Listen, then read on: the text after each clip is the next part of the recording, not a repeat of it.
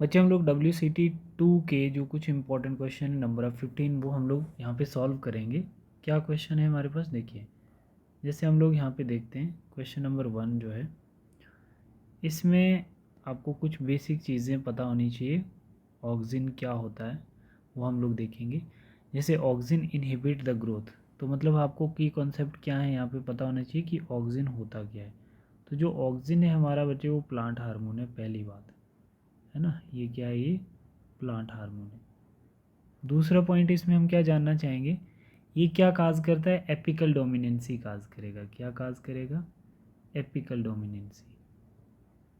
Apical dominancy जिससे क्या होता है बच्चे, एपिकल डोमिनेंसी अगर हायर प्लांट में प्रेजेंट होती है तो उससे क्या होगा, apical dominancy in higher plant present apical buds, present apical buds, right. और उससे क्या होता है बच्चे, एपिकल बड से क्या होता है, इनहिबिट लेटरल बड्स। इनहिबिट क्या हो जाएंगे, inhibits lateral buds, lateral buds and apical dominancy, apical dominancy, ठीक है बच्चे। And parthenocarpy, and parthenocarpy, right, ठीक है बच्चे।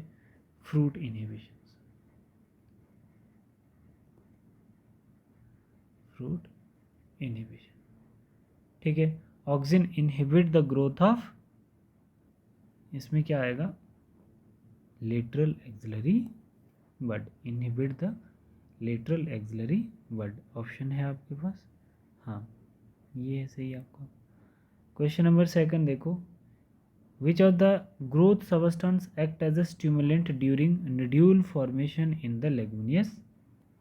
इस क्वेश्चन में की कॉन्सेप्ट क्या बनता है, nodule formation in leguminous plants, मतलब नाइट्रोजन फिक्सेशन है ना, नाइट्रोजन फिक्सेशन करेंगे जिससे सॉइल फर्टिलिटी इंक्रीज होगी।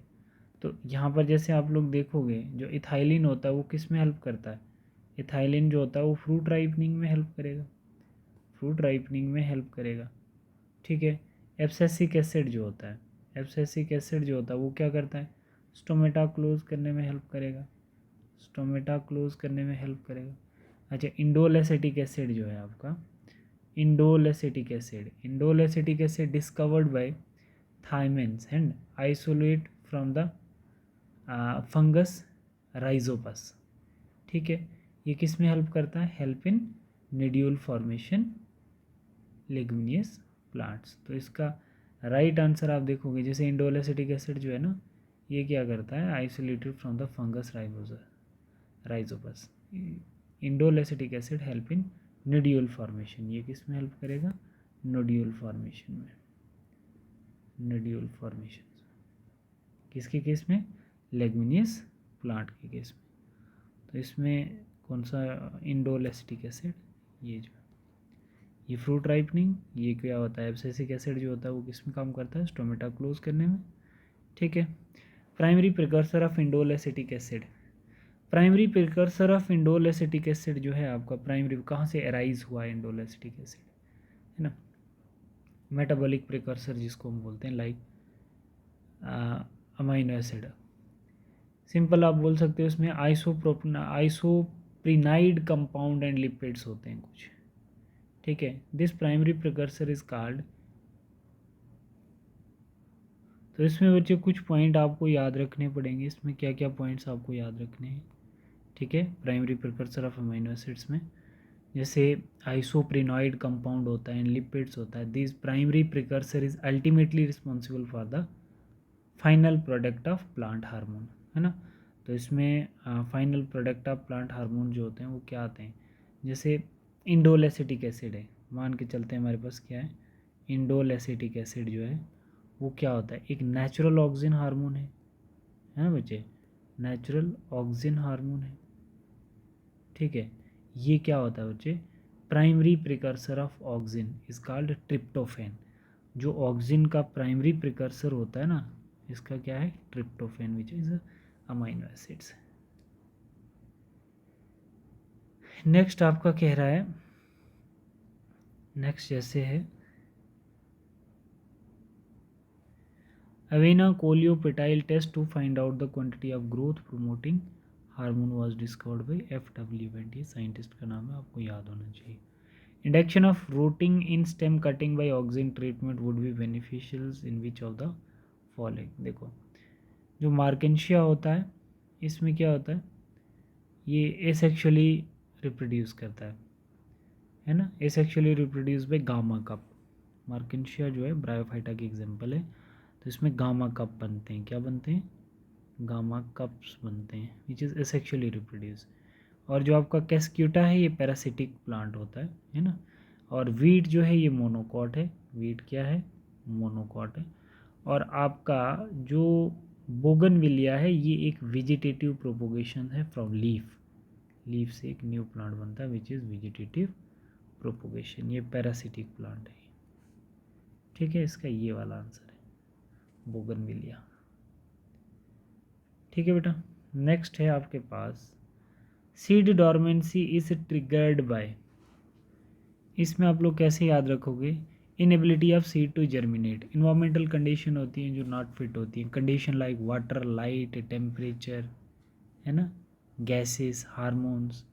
तो इसमें क्या क्या याद रखना आपने, सीड डॉर्मेंसी ट्रिगर्ड बाय जो एब्सेसिक एसिड होता है ना बच्चे, एंटागोनिस्टिक टू जिबर्लिक एसिड होता है ना, जैसे स्ट्रेस हार्मोन हो गए। ठीक है, अच्छा स्टोमेटा क्लोज करना, प्रिवेंट वाटर लॉस करना, किसका, एब्सेसिक एसिड का काम होता है। तो सी डर्मेंसी जो होती है वो किससे होती है, एब्सेसिक एसिड से होती है, इसको हम लोग स्ट्रेस हार्मोन भी बोलते हैं, स्ट्रेस हार्मोन्स। ठीक है, ये स्टोमेटा क्लोज कराएगा, प्रिवेंट करेगा वाटर लॉस। ठीक है, और क्या करेगा, स्लो मेटाबॉलिज्म कर देगा, ग्रोथ इनहिबिट कर देगा, स्टॉप सीड जर्मिनेशन कर देगा, प्रिवेंट सीड डॉर्मेंट। ठीक है, ये है इसका। Which weedicides can defoliate the complete forest. इसमें 2,4-D जो है ये आपके एग्रीकल्चर के पॉइंट ऑफ व्यू से इम्पोर्टेंट होता है, एग्रीकल्चर में आप 2,4-D यूज़ करते हो। बट AMO16 जो है आपका, देखो AMO16-18 जो है आपका, ये 2 आइसोप्रोपनाइल 5 मिथाइल 4 ट्राईमिथाइल्स, ठीक है, अमोनियम क्लोराइड फिनाइल 1 प्यूरिन्स, है ना, इज एन इनहिबिटर ऑफ जिबलिन। क्या है ये, इनहिबिटर है किसका, जिबलिन का। जिबलिन क्या है, हार्मोन, जिबलिन बायोसिंथेसिस का। इससे क्या होता है, which lead to the retard germination. जब इसकी हम कंसंट्रेशन हायर डाल देते हैं, हायर कंसंट्रेशन पे क्या हो जाएगा बच्चे, हायर कंसंट्रेशन पे AMO जो होता है वो क्या कर देता है, वो रिड्यूस कर देता है, वो रिड्यूस कर देता है क्या, sensitivity of seed germination, sensitivity of seed germination, seed germination. ठीक है, तो उससे क्या हो जाएगा, डिफोलिएट हो जाएगा फॉरेस्ट हमारा, फॉरेस्ट जो होगा वो क्या हो जाएगा, डिफोलिएट हो जाएगा। मतलब नॉर्मली अगर फॉरेस्ट को डिफोलिएट करना है तो हम इसको भी यूज़ कर सकते हैं, और T4D जो होता है वो हमारे एग्रीकल्चर लैंड के लिए होता है। ठीक है, तो इसमें बोथ ज़्यादा अप्रोप्रिएट लगते हैं। Which are the following effect, मैंने क्लास में आप लोगों को करवाया भी था ये वाला क्वेश्चन। ठीक है, which are the following effect of auxin is of wide application. इसमें क्या है, देखो 2,4-D के बारे में नहीं बताया मैंने कि इसको हम लोग 2,4-D को यूज़ करते हैं के लिए, use to control weeds in agriculture form, है ना, एग्रीकल्चर फॉर्म में वीड्स को कंट्रोल करने के लिए हम लोग 2,4-D का यूज़ करते हैं। ठीक है, नेक्स्ट बोल रहा है which are the following effect of auxin is wide applications, auxins का यूज़, है ना। तो हम लोग यहाँ पर इसका वाइड एप्लीकेशन यूज़ कहाँ करते हैं, इंडक्शन ऑफ फ्रूट डेवलपमेंट में, ये भी सही है आपका, और इंडक्शन ऑफ रूट इनिशिएशंस में, और prevention of abscission, all of the above.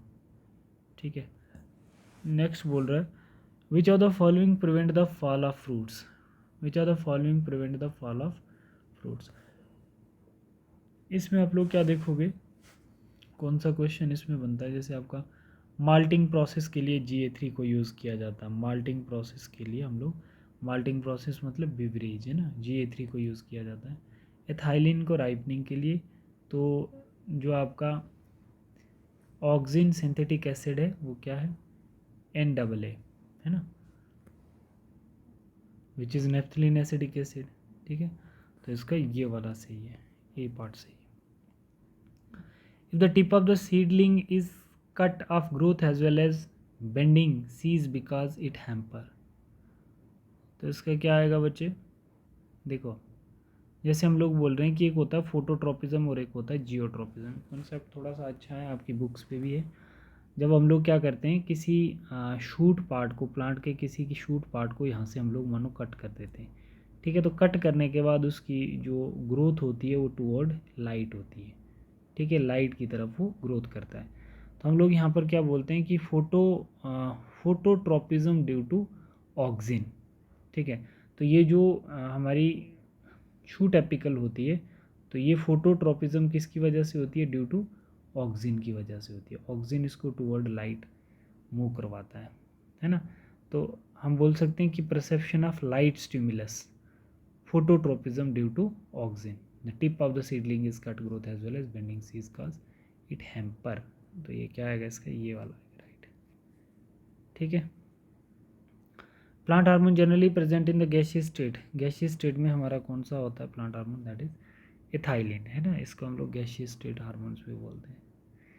Gaseous state एक ही हार्मोन, बाकी ये सब क्या है? ये गैसेज हैं। ये भी गैस है, ये भी गैस है, और सिर्फ ये एथाइलिन जो है ये क्या है? हार्मोन है। All changes that an organism goes through during its life cycle is called development. कैसे?